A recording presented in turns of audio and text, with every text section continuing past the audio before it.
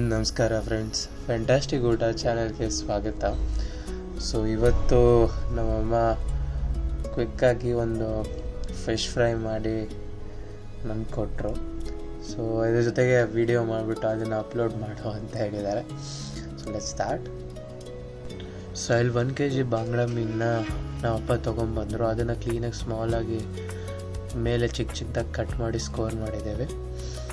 So ಇದಕ್ಕೆ ಮಸಾಲೆ ಹೇಗೆ ಪ್ರಿಪೇರ್ ಮಾಡೋದನ್ನು ನೋಡೋಣ. ಫಸ್ಟು ಆಲ್ಮೋಸ್ಟ್ 2 ಚಮಚ ಅಷ್ಟು ಖಾರದ ಪುಡಿ ತೊಗೊಂಡಿದ್ದೀವಿ. ಇದರೊಳಗಡೆ ಸ್ವಲ್ಪ ಕಾಶ್ಮೀರಿ ಚಿಲ್ಲಿನೂ ಆ್ಯಡ್ ಆಗಿದೆ.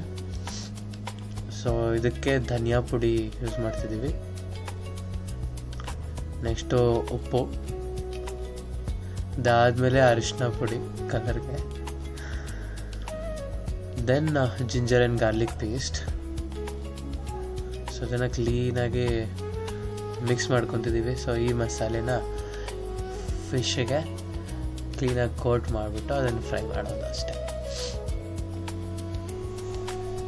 ಸೊ ಅದನ್ನು ಜಾಸ್ತಿ ತಿಕ್ಕಂತ ಅನಿಸಿದ್ರೆ ಒಂಚೂರು ನೀರು ಹಾಕೊಂಬಿಟ್ಟು ತಿರ್ಗಾ ಸ್ವಲ್ಪ ಪೇಸ್ಟ್ ಥರ ಮಾಡ್ಕೊಬೋದು.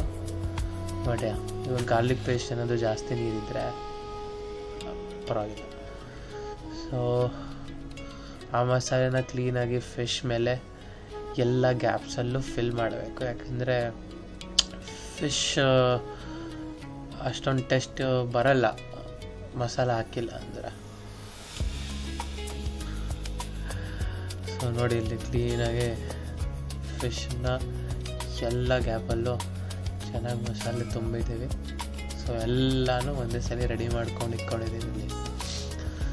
ಸೊ ಇದನ್ನು ಇವಾಗ ಕುಕ್ ಮಾಡೋದಕ್ಕೆ ನಾವು ಒಂದು ತವಾನ ಬಿಸಿ ಮಾಡೋಕ್ಕಿಡ್ತೀವಿ.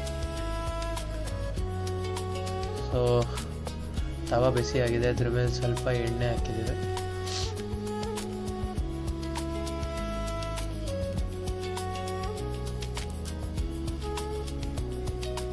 ಈಗ ಆ ಫಿಶ್ನ ಈ ತವಾ ಮೇಲೆ ಹಾಕ್ಬಿಟ್ಟು ಮುಚ್ಚಬೇಕು. ಈ ಫಿಶ್ನ ಬೇಕಂದರೆ ನಾವು ಸ್ವಲ್ಪ ಹೊತ್ತು ಮ್ಯಾರಿನೇಷನ್ ಆಗೋದಕ್ಕೆ ಒಂದು 3-4 hours ಮ್ಯಾರಿನೇಟ್ ಆಗಾಕ್ಬಿಟ್ಟು ಆಮೇಲೆ ನಾವು ಮಾಡ್ಬೋದು. ಸೊ ಖಾರ ಎಲ್ಲ ಒಳಗಡೆ ಕ್ಲೀನಾಗಿ ಹೋಗುತ್ತೆ. ಈಗ ಆಲ್ಮೋಸ್ಟ್ 2-3 ನಿಮಿಷ ಆದಮೇಲೆ ಆ ಫಿಶ್ನ ತಿರುಗಿಸ್ಬೇಕು. ಇದನ್ನು ಫ್ಲಿಪ್ ಮಾಡೋದಕ್ಕೆ ಇಲ್ಲಿ ಟ್ರೈ ಮಾಡ್ತಿದ್ದೀವಿ, ಆಗ್ತಿಲ್ಲ ಕರೆಕ್ಟಾಗಿ, ಬಟ್ ಆಗುತ್ತೆ.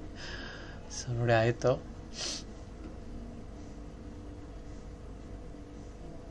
ಸೊ 3 ಫಿಶ್ನೂ ಕ್ಲೀನಾಗಿ ಫ್ಲಿಪ್ ಮಾಡ್ತಿದ್ವಿ. ಸೊ ಒಂದು ಕಡೆ ನೋಡ್ಬೋದು ಕ್ಲೀನಾಗಿ ಹೇಗೆ ಕುಕ್ ಆಗಿಬಿಟ್ಟು ಅದು ಬ್ರೌನಾಗಿ ಕಾಣಿಸ್ತಿದೆ ಅಂತ. ಸೊ ಇವಾಗ ಇನ್ನೊಂದು ಸೈಡು ಕ್ಲೀನಾಗಿ ಕುಕ್ ಮಾಡೋದು. ತಿರ್ಗಾ ಅದನ್ನು ನಾವು ಮುಚ್ಚಿಬಿಡ್ಬೋದು.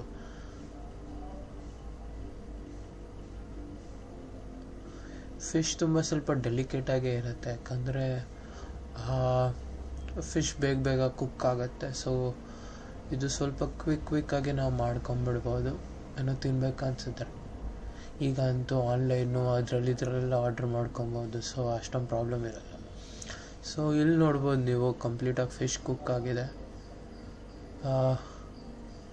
ಇದನ್ನು ನಾವು ಒಂದು ತಟ್ಟೆಯಲ್ಲಿ ಹಾಕ್ಕೊಂಬಿಟ್ಟು ಬೇಕಂದರೆ ಸ್ವಲ್ಪ ಅನ್ನ, ರಸಮ್ ಅದೇನಾದರೂ ಇಟ್ಕೊಂಡು ಜೊತೆಗೆ ಇದನ್ನು ಸೈಡ್ ಡಿಶ್ ಆಗಿ ನಾವು ಇದನ್ನು ಎಂಜಾಯ್ ಮಾಡ್ಬೋದು. ಸೊ ಸ್ವಲ್ಪ ಕ್ಲೋಸಪ್ ಶಾರ್ಟ್ಸ್ ತೊಗೊಂಡಿದ್ದೀವಿ. ಇದಕ್ಕೆ ಪಕ್ಕದಲ್ಲಿ ಸೌತೆಕಾಯಿ, ನಿಂಬೆಹಣ್ಣ ಇಕ್ಕೊಬೋದು. ಸೊ ಟೇಸ್ಟ್ ಜಾಸ್ತಿ ಮಾಡ್ಕೊಳೋಗ್ಬೇಕಂದ್ರೆ ನಿಂಬೆಹಣ್ಣ ನಾವು ಸ್ಕ್ವೀಸ್ ಮಾಡ್ಕೊಂಡು ತಿನ್ಬೋದು.